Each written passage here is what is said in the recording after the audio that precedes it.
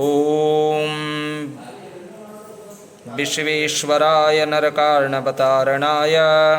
कर्णामृताय शशिशेखरधारणाय कर्पूरकान्तिधवलाय जटाधराय दारिद्र्यदुःखदहनाय नमः शिवाय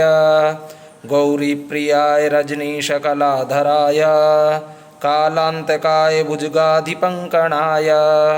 गंगाधराय गजराजविमर्दनाय दारिद्र्यदुःखदहनाय नमः शिवाय भक्तिप्रियाय भवरोगभहापहाय उग्राय दुर्गभवसागरतारणाय ज्योतिर्मया गुणनाम सुनित्यकाय दारिद्र्यदुःखदहनाय नमः शिवाय चरमाम्बराय शवभस्मविलेपनाय भालेक्षणाय मणिकुण्डलमण्डिताय मुञ्चीरपादयुगलाय जटाधराय दारिद्र्यदुःखदहनाय नमः शिवाय पञ्चाननाय फणिराजविभूषिणाय हेमांशुकाय भुवनत्रयमण्डिताय आनन्दभूमिवरदाय तमोपहाय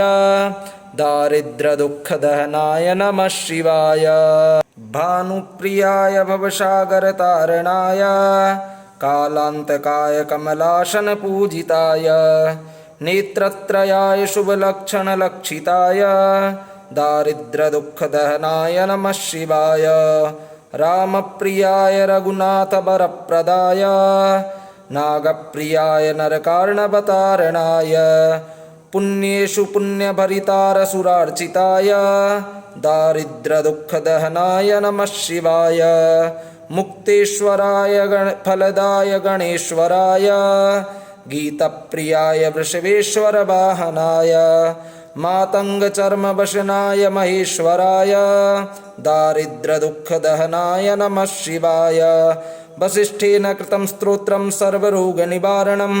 सर्वसम्पत्करं शीघ्रं पुत्रपौत्रार्दिवर्धनं त्रिसन्ध्येयपठेन्नित्यस्य हि स्वर्गमुवाप्नुयात्। नमः शिवाय।